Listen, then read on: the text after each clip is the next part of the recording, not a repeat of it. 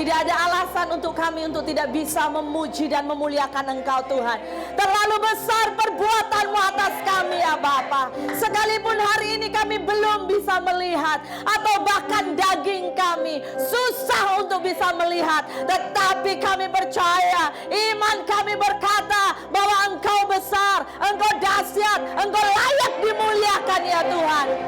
Kuralaya shikarapa karataya kuralaba karataya shi kuralaya shikiriana nananayamu. Mari sembah Dia, mari katakan dari jiwamu, shikarapa karatayamu. Tuhan baik, Tuhan baik, Tuhan baik. Kuralabaya shi.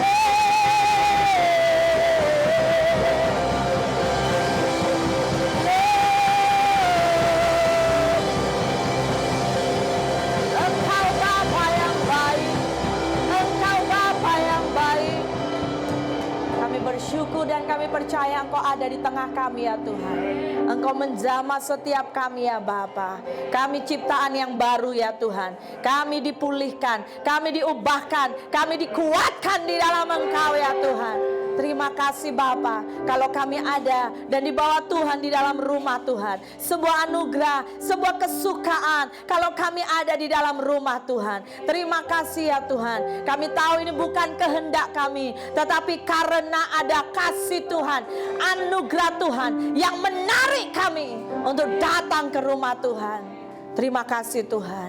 Kami berdoa Engkau kuasai tempat ini dalam hadirat-Mu ya Tuhan. Kuasai jiwa kami, kuasai pikiran dan hati kami ya Tuhan. Kuasai Tuhan. Bahkan saat kami mendengar firman-Mu, hamba berdoa ya Tuhan, Engkau urapi semua umat-Mu. Engkau tambahkan roh pengertian, tambahkan hati bahkan menerima firman-Mu sebagai makanan yang membangkitkan roh kami ya Tuhan. Untuk kami mulai berjaga-jaga di hari terakhir ini, sebelum kedatangan-Mu Tuhan, menjemput gereja Tuhan. Bapa, hamba berdoa sekali lagi, setiap kami Tuhan, setiap kami, urapan-Mu atas setiap kami, setiap telinga yang mendengar, urapan-Mu atas setiap kami, hamba-Mu yang menyampaikan Tuhan, urapan-Mu atas hamba-Mu. Roh Kudus, bekerjalah lebih dari apa yang kami pikirkan dan doakan. Lawat setiap kami sesuai dengan tingkat pemahaman kami, sesuai dengan semua keperluan kami pribadi lepas pribadi. Roh Kudus lawat kami. Bahkan saat kami mendengar firman-Mu, hamba berdoa, biar seluruh kami yang ada di dalam ruangan ini, kami menerima rema yang dari Engkau Tuhan. Kami tidak akan pulang sia-sia, tapi kami tangkap rema yang dari Engkau. Terima kasih Bapa di sorga. Berbicaralah Tuhan atas setiap kami.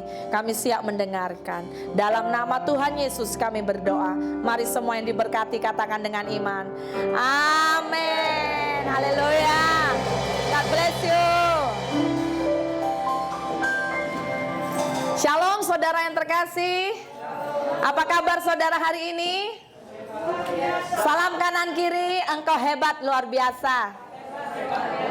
Apapun yang terjadi dalam hidupmu, katakan buat dia di sampingmu.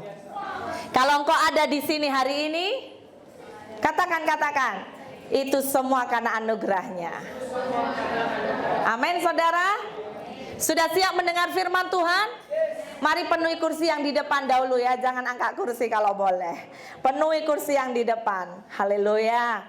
Puji Tuhan. Menikmati hadirat Tuhan itu sebuah kesukaan besar. Amin saudara. Yes, tidak ada kesukaan kita selain ada di dalam rumah Tuhan. Hari ini kita akan belajar kebenaran firman Tuhan. Sekali lagi saya rindu saudara ambil posisi dengan baik tempat saudara, supaya kita boleh sama-sama fokus belajar akan kebenaran firman Tuhan. Tajuk yang saya beri hari ini sangat sederhana. Level up. Katakan level up.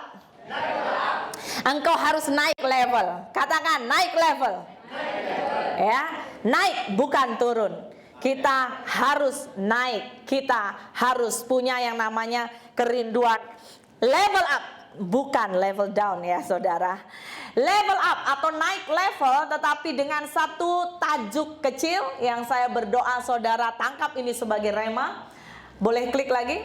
yaitu dewasa penuh, menjadi dewasa penuh, bukan kanak-kanak. Salam kanan kiri. Katakan, belum ya. Ini hari ini saya tak banyak slide, jadi saudara tangkap ini dulu, nanti saya akan share. Katakan sama-sama 2, 3, menjadi dewasa penuh, bukan kanak-kanak. Oke, sekarang cari kawan, cakap kanan kiri. Menjadi dewasa penuh ya, bukan kanak-kanak lagi, Bah. Amin. Katakan, jangan kanak-kanak, dewasa penuh. Kurang mantap suaranya. 2, 3, dewasa penuh, bukan kanak-kanak. Oke, lain, cari ganti yang lain. 2, 3, katakan, dewasa penuh, bukan kanak-kanak. Yes. Saudara yang terkasih, hari ini saya rindu untuk kita belajar. Saya mau share ada 3 level kekristenan. Dan mari kita sama-sama, sembari kita dengar, sembari kita evaluasi, tapi jangan lupa, sembari juga ambil komitmen, ambil keputusan untuk memilih yang mana. Saya berdoa saudara memilih yang terakhir ya. Oke, sekali lagi mari kita akan perhatikan 3 level kekristenan. Sekali lagi saya minta maaf saya tidak letak di slide. Saudara dengar saja saya dan tangkap ya. Level yang pertama yaitu level kanak-kanak. Katakan sama-sama, level kanak-kanak. Katakan kanan kiri, kau jangan macam itu, Bah. Katakan level up. Oke, sama-sama ikuti saya ya. Buat Anda saudara punya tangan macam ini. 2, 3, level up. This is for you. Yes, ya, level up ya, not going down. Oke, level pertama, level kanak-kanak. Buka Alkitab saudara dalam 1 Korintus 13 ayat yang ke-11. Yang sudah dapat katakan amin. Sudah belum yang amin ini? Betul-betul sudah dapat. Yes, mari kita baca ya. 1 Korintus 13 ayat yang ke-11. 2, 3. Ketika aku kanak-kanak. Ya, ada juga di sini ya. Mungkin boleh agak sedikit ke tengah ya. Dia agak kepotong dia. Lagi-lagi 2, 3. Ketika aku kanak-kanak, aku berkata-kata seperti kanak-kanak. Aku merasa seperti kanak-kanak. Aku berpikir seperti kanak-kanak. Sekarang, oke, sama-sama katakan lagi. Sekarang, tunjuk kawanmu. Sekarang, aku menjadi dewasa. Aku meninggalkan. Yes. Saudara, Paulus mengingatkan buat jemaat di Korintus hari ini jelas berkata, ketika aku kanak-kanak ya, level kanak-kanak itu berkata-kata seperti kanak-kanak. Dia merasa seperti kanak-kanak, ya kan? Bahkan dia berpikir seperti kanak-kanak. Ini hal yang biasa. Kanak-kanak di sini hari itu Paulus memakai kata Yunani nepios, yang biasanya diartikan kepada anak-anak paling kecil ya. Kalau di sini kita panggil baby-baby di bawah 5 tahun ya, atau kalau kita sering panggil balita bawah 5 tahun ya. Mereka adalah jenis kanak-kanak yang tidak dapat melindungi diri sendiri. Betul nggak saudara? Kalau ada orang mau ku ambil kau ya, ku ciri kau ya gitu, mereka akan takut dan sering mereka tidak tahu mau buat apa. Betul nggak?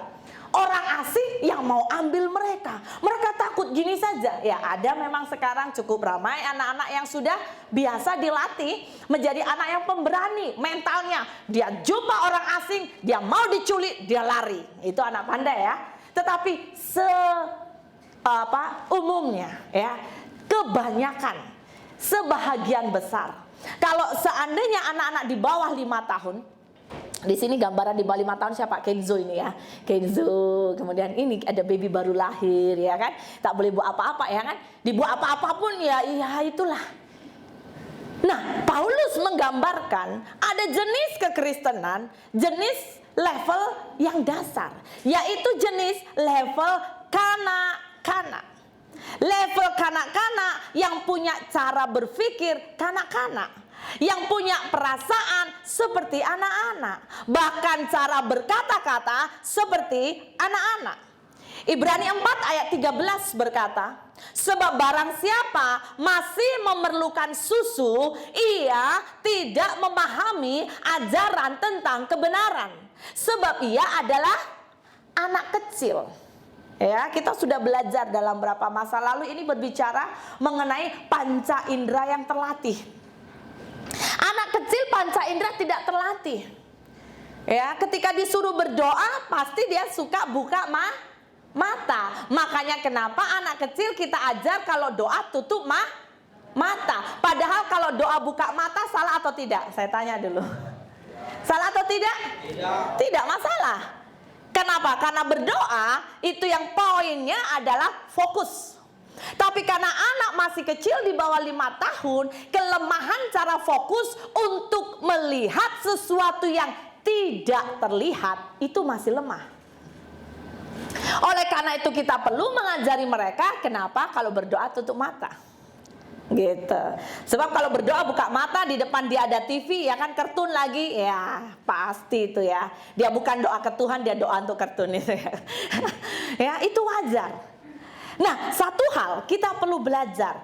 Tuhan mau kita meningkat, bukan kanak-kanak. Katakan amin.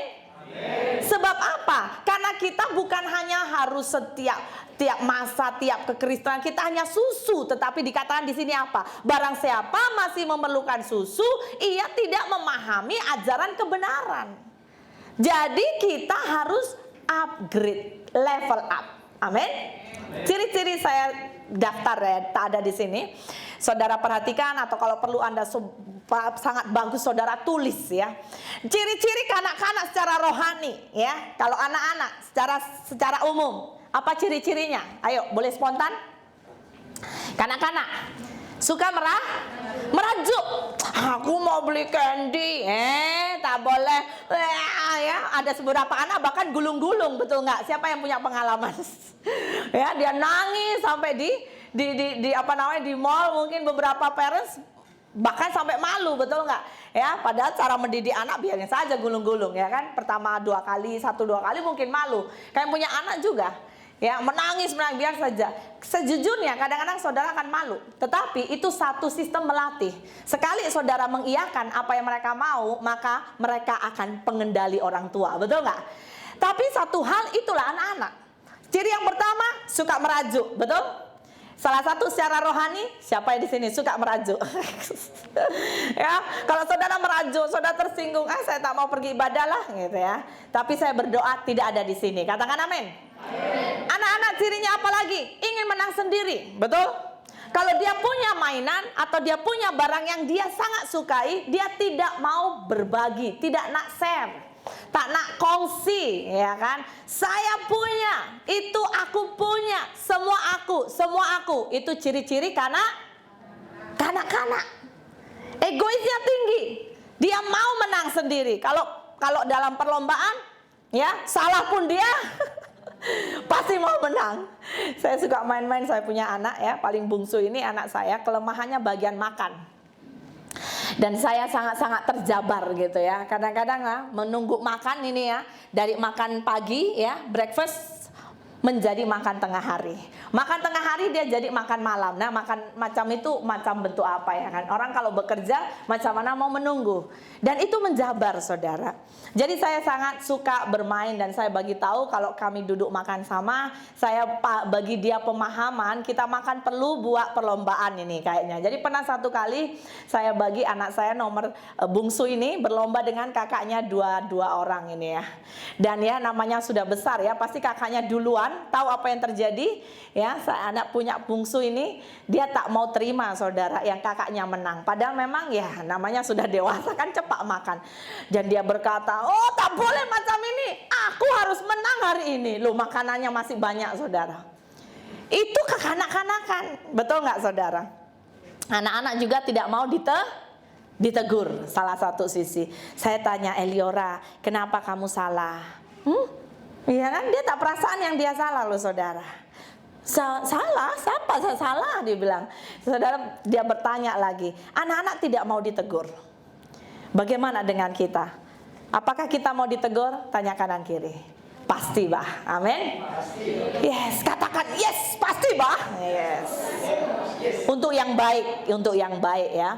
Sisi lain, ciri-ciri kanak-kanak apa? Tidak sabar, ya kan? Ayo kita akan pergi bermain contohnya. Satu kali saudara, saya sibuk dan saya lupa janji saya punya anak.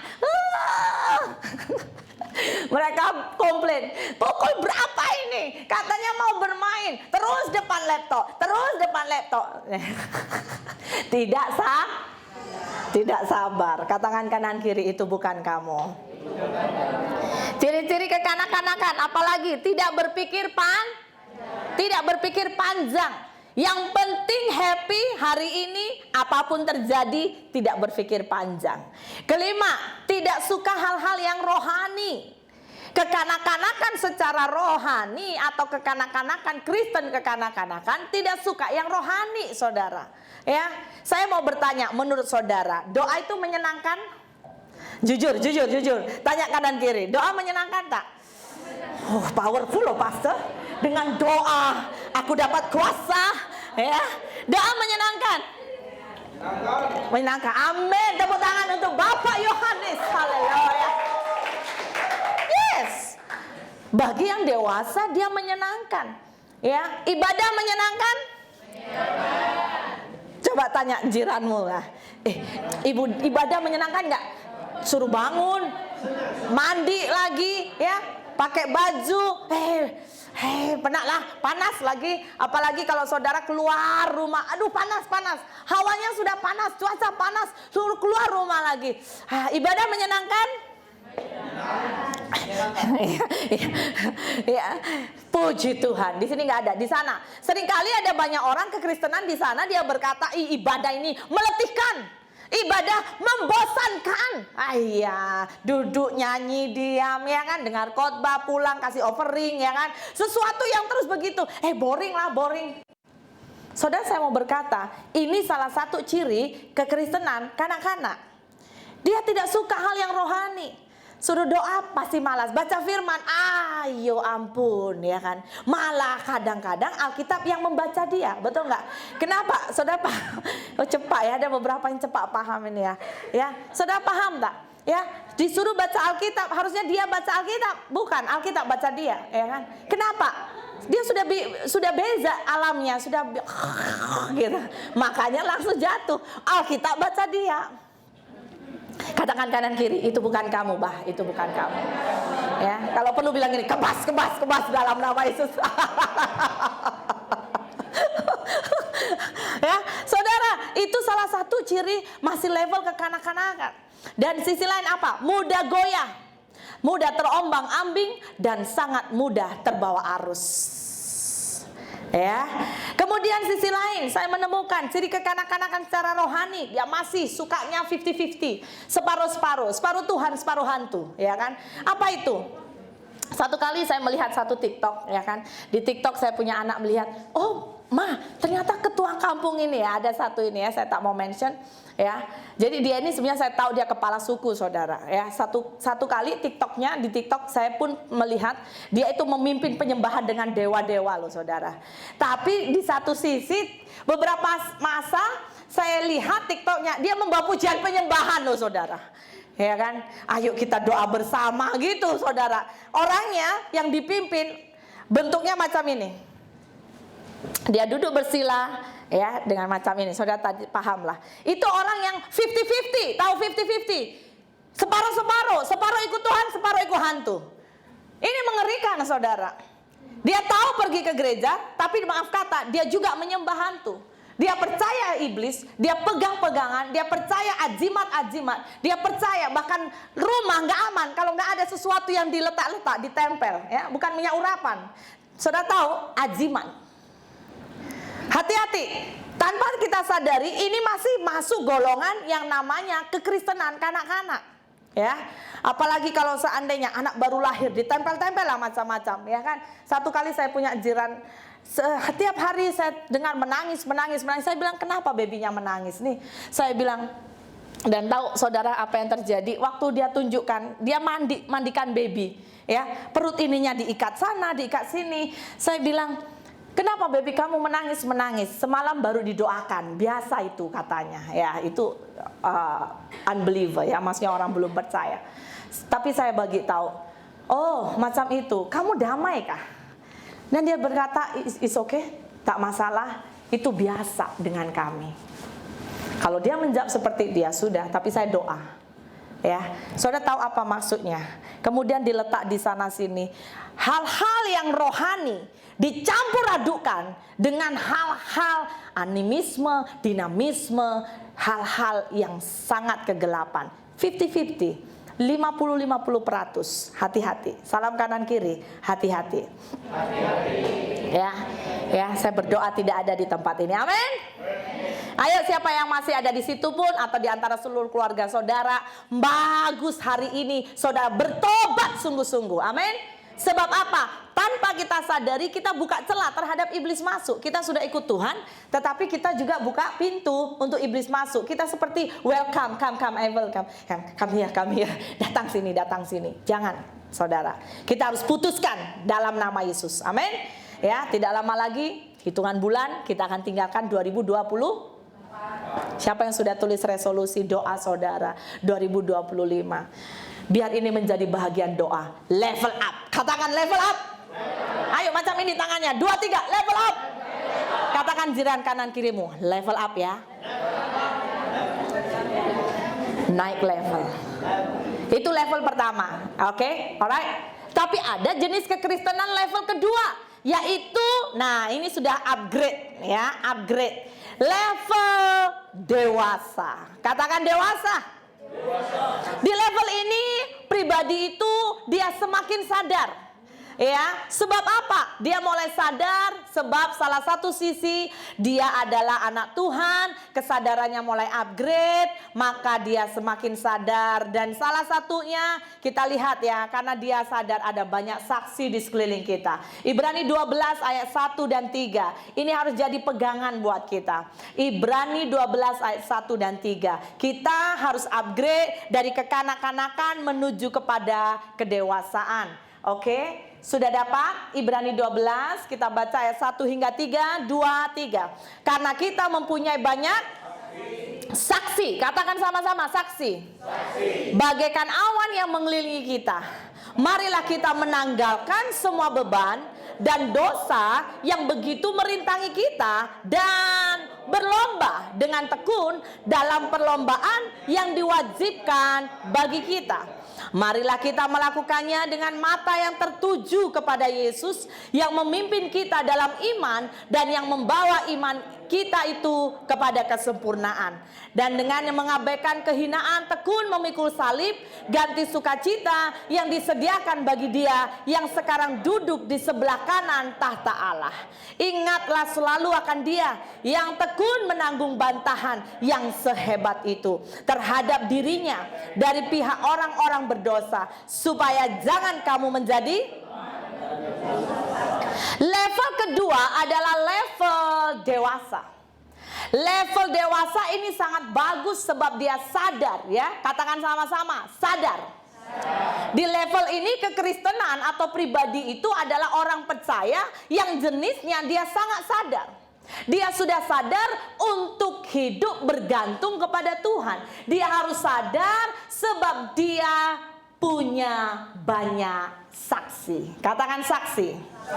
Dia sadar hidupnya itu ditonton seluruh orang dimanapun dia berada. Sehingga dia sendiri kalau lemah harus kuat. Dia sendiri harus baca firman supaya dia itu makin kuat. Dia itu juga harus banyak berdoa. Dia itu belajar melakukan disiplin rohani. Karena dia sadar dia harus kuat. Jadi ada tingkat kesadaran yang semakin meningkat. Katakan sama-sama, sadar. Saudara, saya mau bertanya. Di sini dikatakan bahwa kita dikelilingi banyak saksi. Menurut saudara, saksi siapakah yang melihat Anda dan saya hidup? Pertama, yes, saya dengar siapa?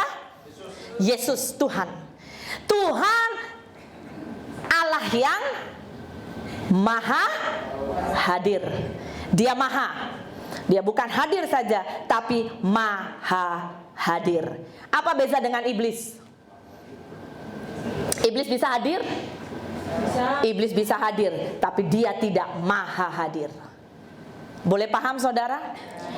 Kalau ada Allah hadir, dimanapun Allah bisa hadir. Tapi kalau iblis, ada limit, ada terhad. Itu bezanya ya. Jadi jangan sampai saudara, siapa di sini yang suka tengok film horor nih ya? Saya kecenderungan tengok ya, orang Kristen suka kali tengok horor.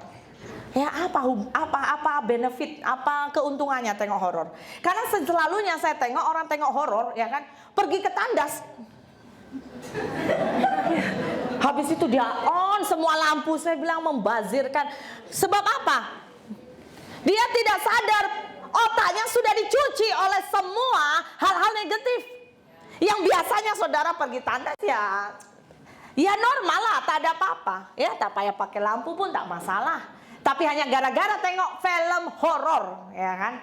Kemudian saudara begini, ya kan? Bapak ibu saudara mau buka pintu pun saudara sudah mau bawa tongkat. Waduh bahaya, ya kan? Sudah siap-siap. Jangan. Waduh, senyum kanan kiri. Jangan suka tengok film horor ya.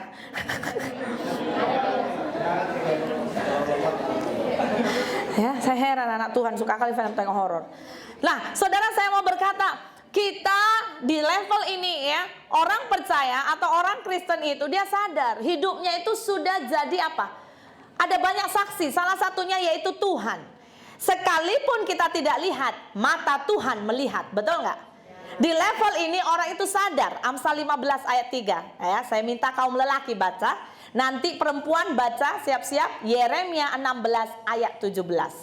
Kaum Adam saya minta boleh baca sama-sama ya. Amsal 15 ayat 3 dulu. Ya, sudah dapat? Silakan. Seluruh kaum Adam. 2, 3. Mata Tuhan ada di segala tempat, mengawasi orang jahat dan orang baik. Mata Tuhan ada di mana? Segala tempat itu termasuk di mana, saudara? Semua. Tidak ada limit, tidak ada batas. Di muka bumi, yes. Saudara mau pergi kayak apa, bentukmu berubah seperti apa, Tuhan tahu. Mata Tuhan melihat. Dan saya berdoa agar kita semua umat Tuhan harus sadar itu. Ada amin? Yeremia, sila baca. 2, 3. Yeremia 16 ayat 17. Sudah? Yeremia 16 ayat 17. 2, 3. Sebab aku mengamati segala tingkah laku mereka, semuanya itu tidak tersembunyi dari pandanganku, dan kesalahan mereka pun tidak terlindung di depan mataku. Amin. Di tingkat ini sangat-sangat baguslah orang percaya ini sadar ada mata Tuhan melihat. Betul? Bahkan dikatakan mengamat-amati. Berarti cara melihat Tuhan itu memang menembusi segala hal. Dia bukan hanya lihat saja, bahkan saat engkau diam pun dia tembusi sampai jiwa dan rohmu. Itulah Tuhan kita. Dikatakan semua tidak tersembunyi. Bahkan dikatakan kesalahan mereka pun tidak terlindung di depan mataku. Tidak ada satupun. Jadi saya sangat mendorong umat Tuhan, mari bangkitkan diri kita. Kalau masih ada yang di level 1, mari naik ke level dewasa. Ada amin? Saksi yang kedua yaitu siapa? Tuhan melihat, siapa lagi yang melihat? Ya, tetapi saya mau berkata, nasi goreng di dunia ini ada hal-hal yang berlevel. Sebetulnya kedewasaan juga. Mari kita buka, ini penting. Efesus 4 ayat 11 hingga 13. Dalam beberapa minggu yang lalu saya sudah share. Ini saya rindu kita ulang. Efesus 4 ayat 11 sampai 13. Sudah dapat? Mari baca sama-sama. 2, 3. Efesus berkata, dan ialah yang memberikan kuat-kuat, baik rasul-rasul maupun nabi-nabi, baik pemberita-pemberita Injil maupun gembala-gembala dan pengajar-pengajar. Untuk apa? Memperlengkapi orang-orang kudus bagi pekerjaan pelayanan, bagi pembangunan tubuh Kristus, sampai kita semua telah mencapai kesatuan iman dan pengetahuan yang benar tentang anak Allah, kedewasaan penuh dan tingkat pertumbuhan yang sesuai dengan kepenuhan Kristus. Tuhan rindu kita bukan hanya menjadi dewasa rohani, Oke, saya sadar yang namanya saya perlu doa tiap hari. Saya perlu baca firman. Saya perlu menginjil. Saya perlu jadi orang yang baik. Saya perlu. Ini level, dia bukan hanya berbicara untuk kekuatan dirinya. Tetapi saya mau belajar, men-share kepada saudara. Dengar ya, catat kalau perlu. Ini ciri-ciri dewasa penuh.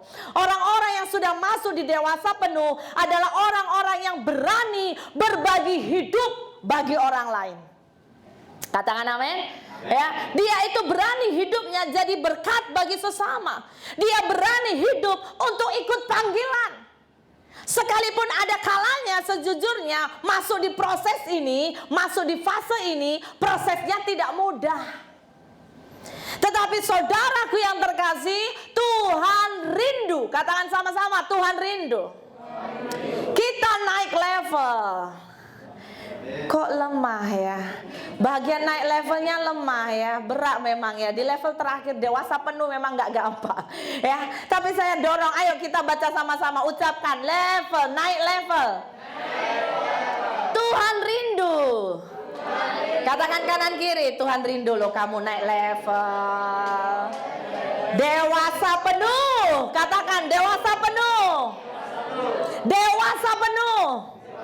Orang-orang yang berani ambil tanggung jawab tugas kerajaan sorga. Orang-orang yang berani berkorban lebih. Dia itu sadar bahwa dia melakukan segala sesuatu untuk kemuliaan Tuhan. Dia bukan hanya kuat untuk diri sendiri, tetapi dia mencoba melihat matanya, melihat jiwa yang lain. Kalau orang itu lemah, aku juga harus kuatkan. Ini adalah level yang memang tidak mudah, saya mau berkata. Tetapi di level ini Tuhan mau untuk kita mengalami namanya otoritas yang dari Tuhan. Ini adalah level-level di mana kalau saya mau daftarkan contoh-contoh seperti hari itu Elisa menjawab panggilan Elia. Hari itu Yosua menjawab panggilan untuk menggantikan posisi si Musa. Sekalipun Yosua secara manusia tidak mampu. Makanya karena Tuhan lihat dia punya kepribadian, gak mampu, gak confident. Berkali-kali Tuhan memberikan perkataan, kuatkan dan teguhkan hatimu, kuatkan dan teguhkan hatimu. Tetapi di dalamnya Tuhan tahu bahwa Yosua mampu. Amin. Amin. Amin. Katakan kanan kiri, engkau ada panggilan Tuhan dalam hidupmu. Jangan kita hanya mau di comfort zone, saudara. Ada kalanya ini bukan hal yang memang tidak mudah, tetapi mari kita belajar hidup karena panggilan. Ini adalah orang-orang bahkan seperti Daniel. Dia menjawab panggilan Tuhan yang hari itu harus jadi teladan. Jadikan beza karena Tuhan mau engkau jadi teladan. Dunia yang Daniel hadapi itu tidak mudah. Dia menghadapi sistem kerajaan, saudara. Itu gambaran mungkin dia itu kerja di government, hidupnya harus beza. Wah, tidak mudah loh saudara. Daniel, Sadrak, Mesak, Abednego. Ya, saudara bolehkah di tengah-tengah engkau mungkin panggilan saudara menjadi businessman, businesswoman. Tapi bisakah engkau hidup murni beza dari semuanya? Cara engkau bisnismu berbeza.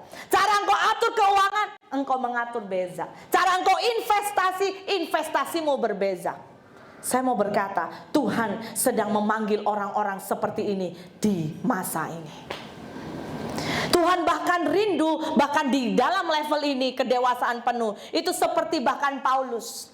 Dia berani berkata, biar aku menjadi tawanan roh. Wah, saya pun sendiri saudara, saya share ini ya. Itu tidak mudah loh saudara. Menjadi tawanan roh. Tuhan berkata ke kanan, ikut ke kanan. Ke kiri, ikut ke kiri. Maju, mundur ya. Digoyang sana, digoyang. Dan seringkali kalau kita nggak tahan, dalaman kita mungkin boleh rontok. Tahu saudara yang paham ya. Jadi ini memang level yang bukan nggak gampang. Saudara perlu sacrifice, pengorbanan demi pengorbanan. Bahkan salah satu pribadi yang sekali lagi ini contoh, tapi contohnya terlalu susah luar biasa. Tapi saya percaya Tuhan izinkan dia jadi contoh untuk kita belajar. Siapa dia? Abraham. Dikatakan dapat gelaran bapa orang percaya.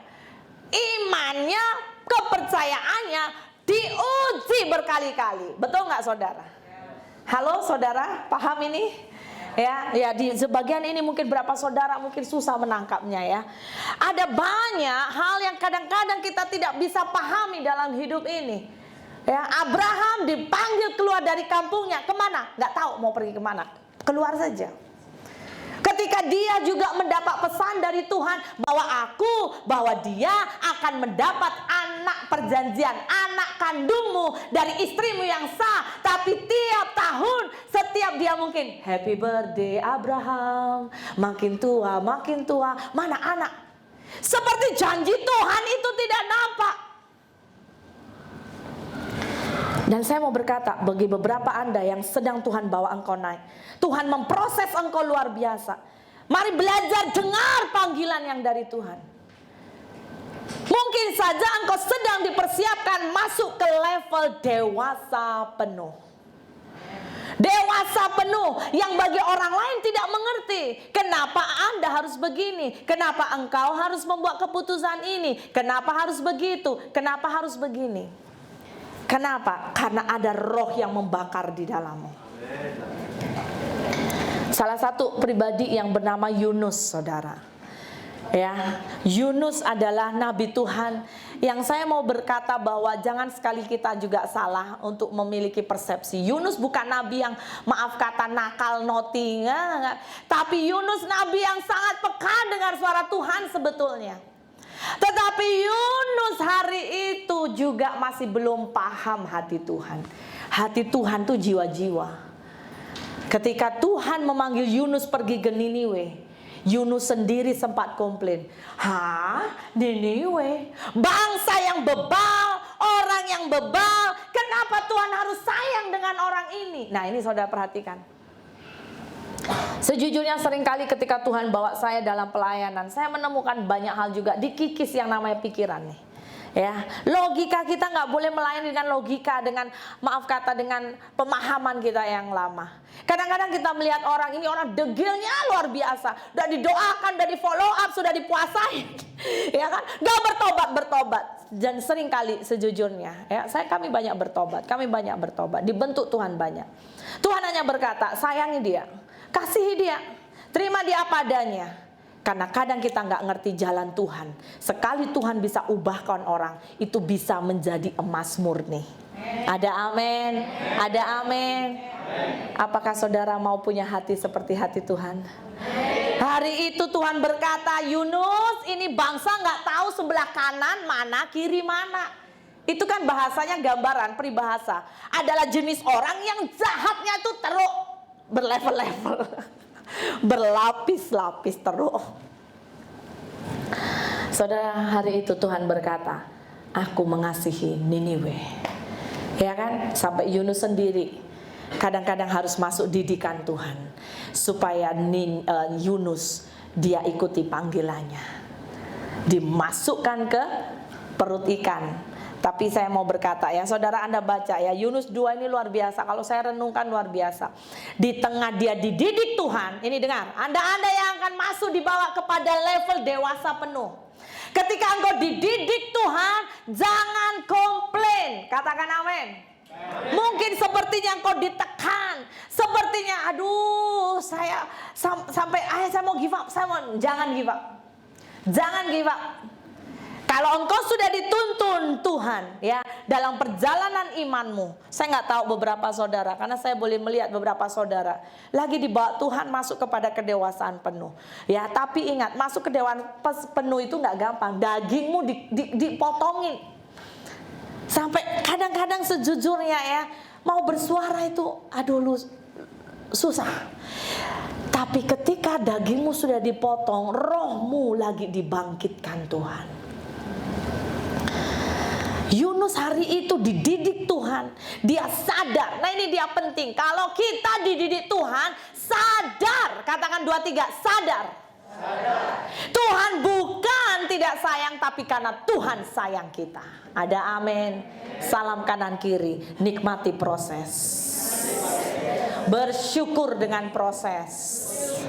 Mendewasakan engkau. Karena saya mau berkata, seringkali orang gak ada proses, makanya seringkali hidupnya gak pernah dewasa. Ketika ada proses, dia suka melarikan diri. Dia suka melarikan diri, maka dia tidak pernah dewasa. Ketika Yunus hari itu diproses Tuhan, saudara, apa yang Yunus buat? Dia bertobat, dia berdoa, dia minta ampun.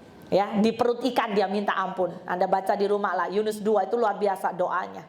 Bahkan itu adalah sebuah doa. Dia bilang, aku bersyukur Tuhan, di lembah aku sepertinya mau mati pun kau masih ingat aku. Nah, coba bayangin saudara, hatinya, ya, Tuhan menyelidiki hati. Ya, Tuhan menyelidiki hati. Lagu tadi ya, saya sangat diberkati ya. Itu lagu baru ya, saya nggak tahu ya. Biar kita menjadi ciptaan yang baru. Ya, serupa dengan gambaran Tuhan. Kalau ada hati yang hancur, minta Tuhan pulihkan hati ini.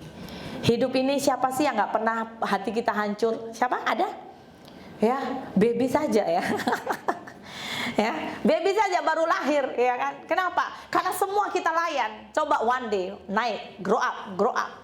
Satu kali Eliora ya, ada kalanya kami sayang. Tapi kalau nakal, saya akan berdiri dan, nah kalau saya berdiri tegap, dia tahu lah itu. Dan dia fokus, ya kan? Jangan main-main dengan saya.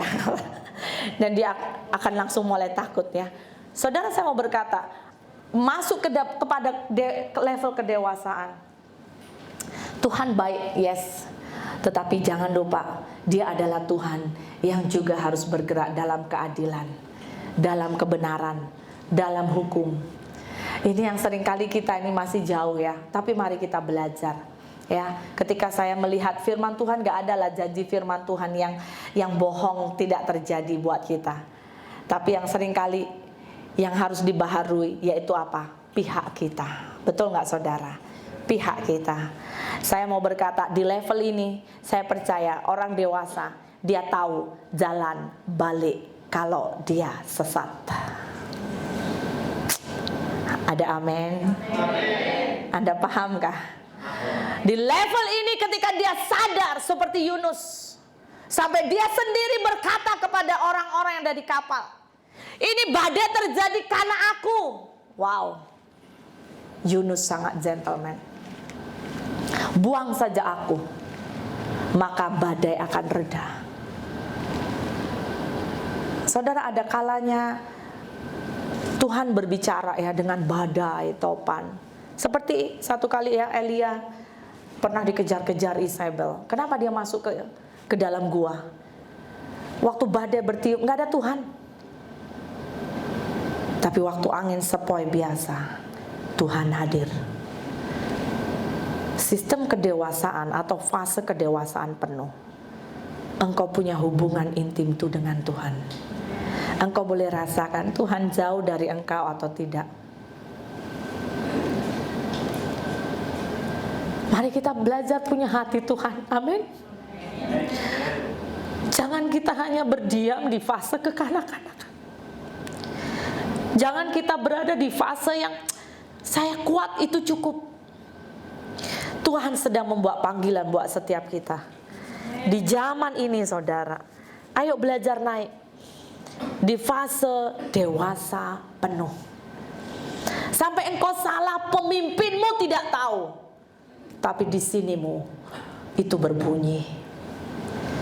Saya berdoa di CST, Tuhan sedang mengupgrade, ya, bukan hanya jemaat, tetapi pelayan-pelayan Tuhan masuk kepada fase dewasa penuh. Engkau berani berbagi hidup. Sejujurnya saudara, ketika Tuhan mau mengangkat kita naik nih ya, seperti Abraham, itu gambaran kita sebetulnya. Kita harus berani meletak sesuatu di mezbah. Seringkali kita tak mampu meletak sesuatu di mezbah. Mengawali dengan apa? Ego kita. Kita harus berani loh meletakkan sesuatu di mezbah. Egomu, mungkin mimpimu, kebanggaanmu, hobimu. Saya melihat dalam hidup saya. Sekali lagi saya mungkin belum sampai berumur 50-60. Tapi saya memperhatikan dan melihat orang-orang yang sedang dibawa Tuhan kepada kedewasaan penuh. Seringkali, ini perhatikan, dia harus meletakkan sesuatu yang bagi dia nggak masuk akal. Seringkali dia kadang-kadang nggak ngerti gitu, dia nggak paham, tapi dibawa Tuhan. Dan tahukah saudara, saya mau berkata, ini orang-orang yang seperti ini ya. Kalau engkau ya dalam rohmu hari ini kau berkata, sepertinya itu saya ya. Saya mau berkata, engkau harus bersyukur. Ada amin?